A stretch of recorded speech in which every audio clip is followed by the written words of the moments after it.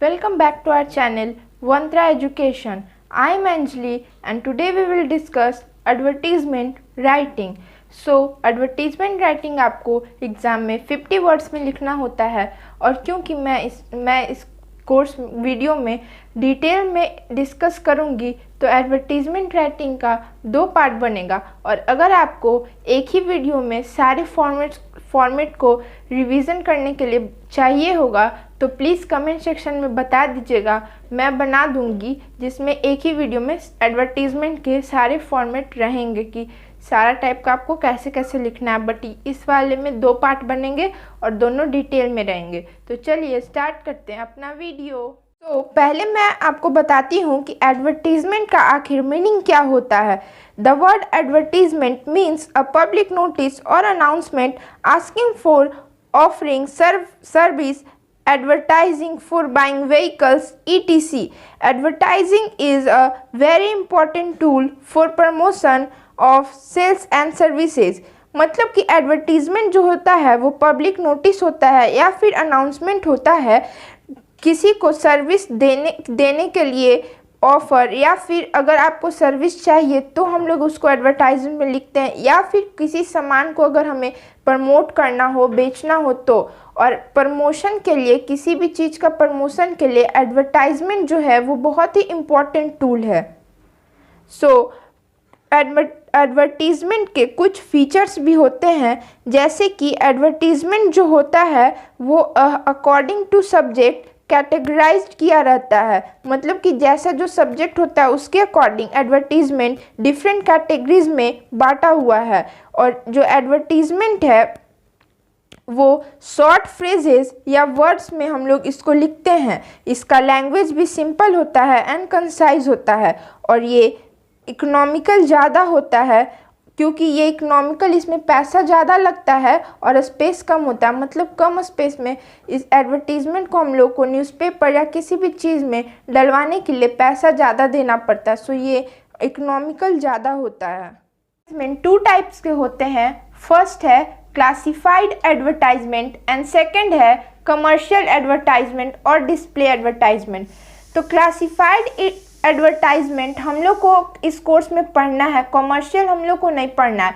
Commercial वो होता है जो कि आप टीवी या फिर न्यूज़पेपर में देखे होंगे, जो पिक्चर के साथ प्रिंट होता है, जैसे कि अपोलो टायर या फिर विमल पान मसाला का या फिर कुछ का भी। और क्लासिफाइड एडवर्टाइजमेंट मेनली आपको इंग्लिश के न्यूज़पेपर में मिल जाएगा, हिंदी वाले में भी रहता है, जिसमें कि सिर्फ आपको ब्लैक एंड वाइट दिखेगा, जिसको कि कोई नहीं पढ़ता, जिसमें कि सिर्फ पिक्चर नहीं होता है। क्लासिफाइड एडवर्टाइजमेंट में सिर्फ लिखा होता है। तो क्लासिफाइड एडवर्टाइजमेंट क्योंकि हम लोग का एग्जाम में आता है, तो चलिए अब हम लोग इसको डिटेल में पढ़। क्लासिफाइड एडवर्टीजमेंट का ऑब्जेक्टिव ये होता है कि वो ज़्यादा मतलब मैसेज दे कम पैसे में। मतलब क्लासिफाइड एडवर्टाइजमेंट आपको अगर प्रिंट करवाना हो न्यूज़पेपर में तो उसके लिए हमें ज़्यादा कॉस्ट नहीं पड़ता है, इसके लिए कम कॉस्टली होता है as compared to commercial advertisement. जो क्लासिफाइड एडवर्टाइजमेंट है उसमें आपको पर वर्ड, पर कॉलम या फिर पर लाइन अकॉर्डिंग टू स्पेस कितना ऑक्यूपाई किया है न्यूज़पेपर में, उस अकॉर्डिंग आपको इसमें कॉस्ट लगता है। और इसको हम लोग क्लासिफाइड एडवर्टीजमेंट इसलिए बोलते हैं क्योंकि ये डिफरेंट ग्रुप और क्लासेस में कैटेगराइज किया हुआ है अकॉर्डिंग टू सब्जेक्ट मैटर। तो इसको जब हम लोग कुछ बातों को हम लोग को ध्यान रखना होता है क्लासिफाइड एडवर्टाइजमेंट को लिखते टाइम, कि ये थोड़ा अट्रैक्टिव हो जिससे कि रीडर्स जो है इसको पढ़े। It should always attract readers to go through them, क्योंकि इसमें पिक्चर विक्चर नहीं होता है, तो आपको ऐसा लिखना है कि वो थोड़ा रीडर को अट्रैक्ट करे। और जो क्लासिफाइड एडवर्टीजमेंट है वो हमेशा मीनिंगफुल और इंटरेस्टिंग होना चाहिए, जिससे कि रीडर्स का अटेंशन वो अट्रैक्ट कर पाए।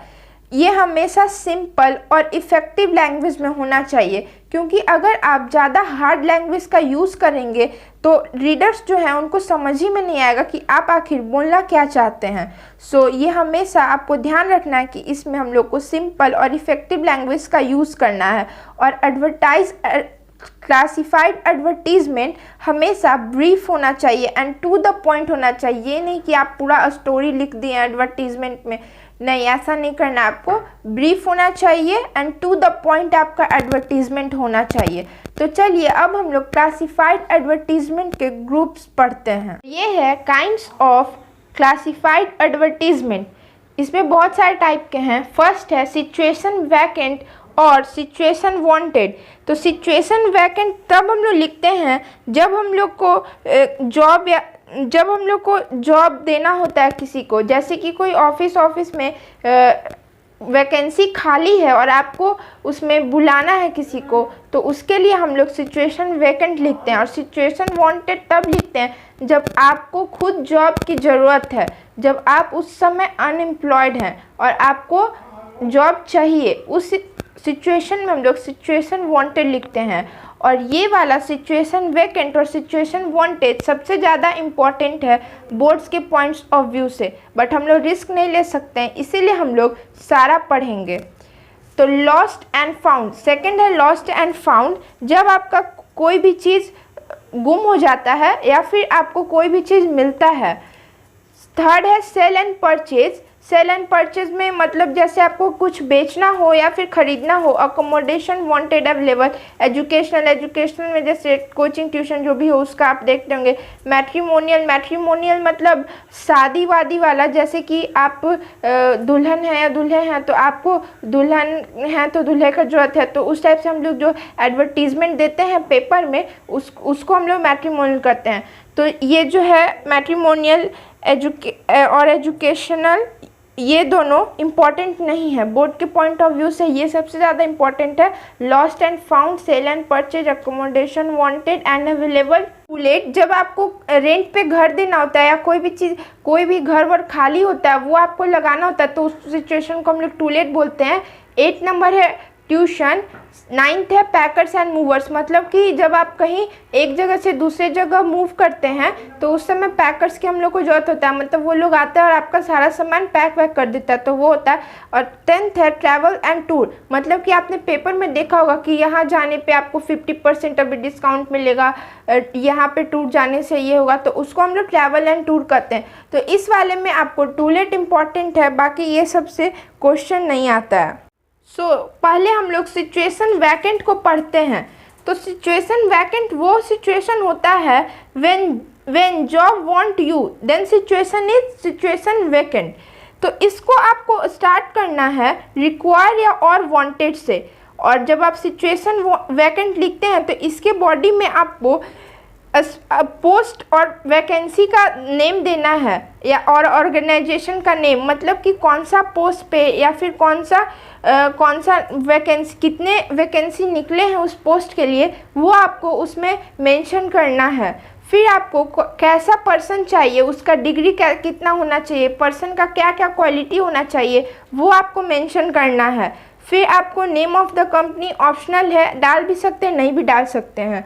उसके बाद है age and sex of candidate, मतलब को age and sex of candidate mention करना पड़ता है, मतलब कि आपको मेल चाहिए या फीमेल चाहिए। कहीं कहीं पे फीमेल के लिए पोस्ट होता है, कहीं कहीं पे मेल के लिए होता है। उसके बाद आपको एज भी मेंशन करना है कि आपको यंग चाहिए या फिर बूढ़ा चाहिए। जैसे कि अगर कहीं कहीं पे होता है कि यंग लोग रहेगा तो ज़्यादा काम करेगा, बूढ़ा रहेगा थोड़ा कम काम करेगा, तो वो आपको मेंशन करना है कि कौन से एज का आपको चाहिए। उसके बाद आपको पे scale, perks and salary mention करना कि आप आखिर कितना दे सकते हैं। लेकिन इसमें हम लोग जब सिचुएशन वैकेंट लिखते हैं तो हम लोग डायरेक्टली सैलरी मेंशन नहीं करते हैं, क्योंकि आप डायरेक्टली अगर मेंशन कर दीजिएगा तो चांसेस है कि आपके पास लोग कम आए, क्योंकि जिसको जॉब देना होता है वो सोचता है कि हमको कम पैसे में एम्प्लॉय मिल जाए, और जिसको जॉब लेना होता है उसको रहता है कि मुझे ज़्यादा पैसा चाहिए।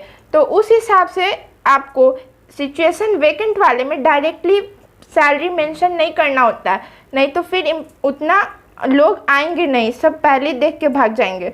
उसके बाद मोड ऑफ अप्लाइंग, मतलब कि जो आदमी है या फिर जो है जिसको की जॉब चाहिए, तो वो कैसे आपके कंपनी के लिए अप्लाई करेगा, वो आपको उसमें मेंशन करना है कि वो डायरेक्टली आकर ऑफिस में फॉर्म भरेगा या फिर ईमेल के थ्रू अप्लाई करेगा, तो वो आपको मेंशन करना है। अब सबसे इम्पॉर्टेंट, कॉन्टैक्ट एड्रेस और फ़ोन नंबर, मतलब कि कहाँ पे एड्रेस है, आपका फ़ोन नंबर क्या है, कैसे वो आपसे कांटेक्ट कर सकता है, ये देना सबसे ज़्यादा इम्पॉर्टेंट है। तो ये भी आपको मेंशन करना है।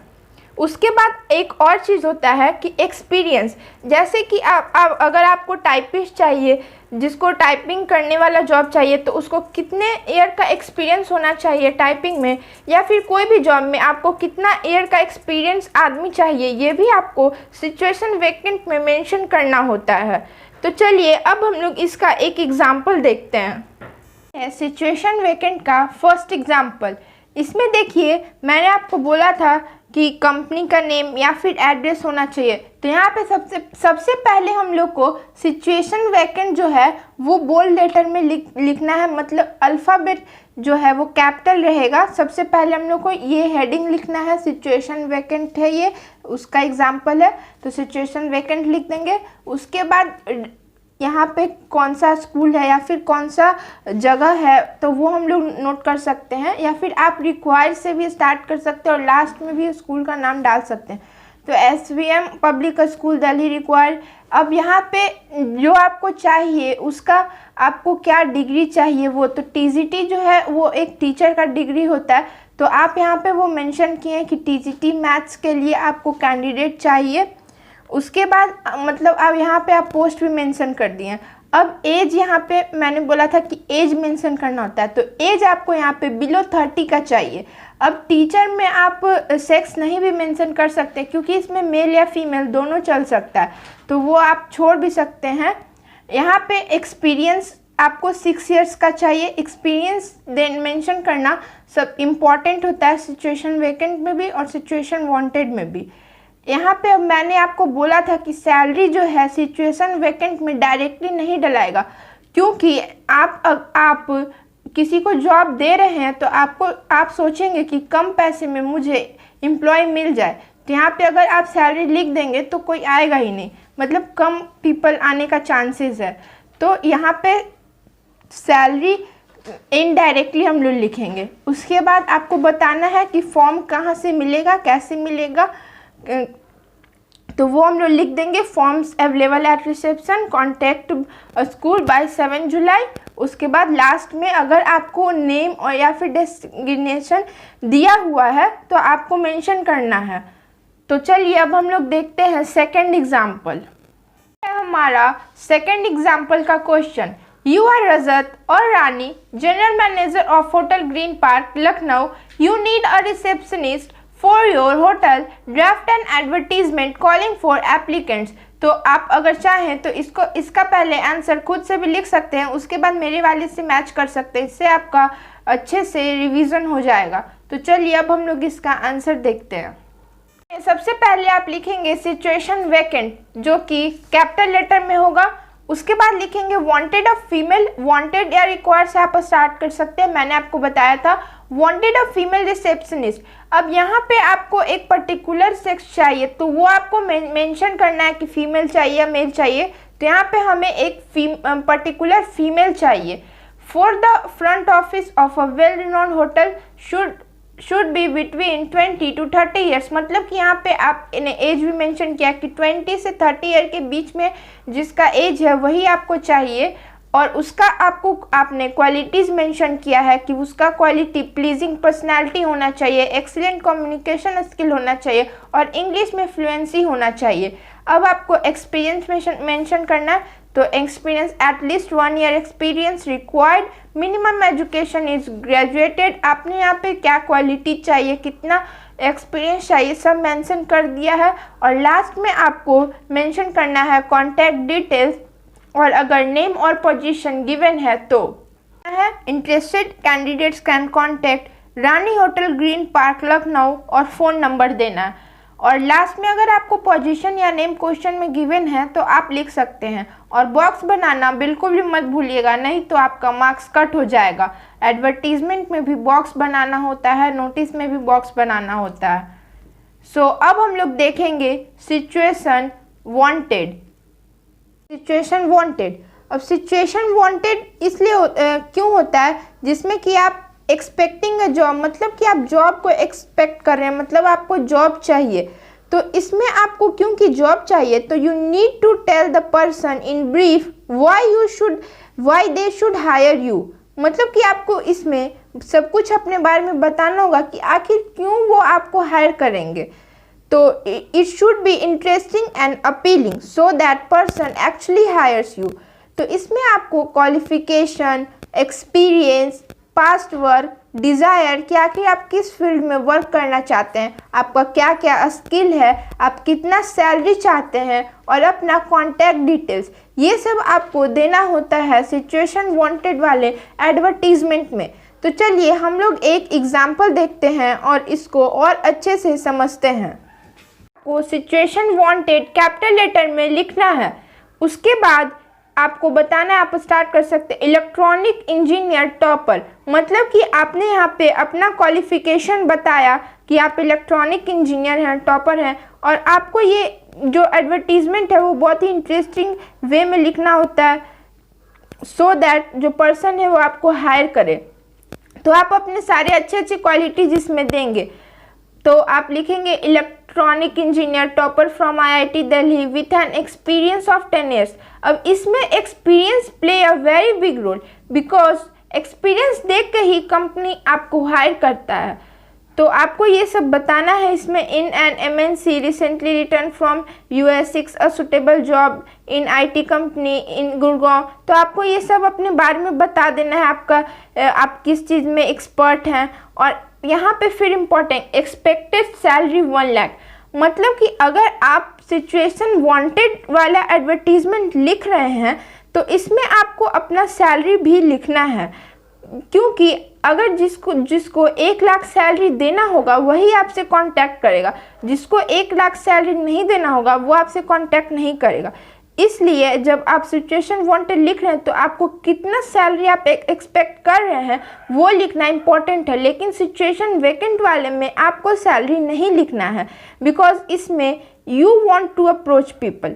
देन आपको क्योंकि सिचुएशन वैकेंट में you want to approach people, आपको आदमी की ज़रूरत है, तो उसमें आपको नहीं लिखना है सैलरी, इनडायरेक्टली आप बता सकते हैं। लेकिन सिचुएशन वांटेड में आपको सैलरी लिखना है, क्योंकि दूसरा पर्सन आपको देख रहा है, तो उसके पास अगर 1 लाख उसको देना ही नहीं होगा तो वो आपसे कांटेक्ट नहीं करेगा। तो आलतू फालतू इंसान आपसे कांटेक्ट नहीं करेगा, जिसको 1 लाख देना होगा वो कांटेक्ट करेगा।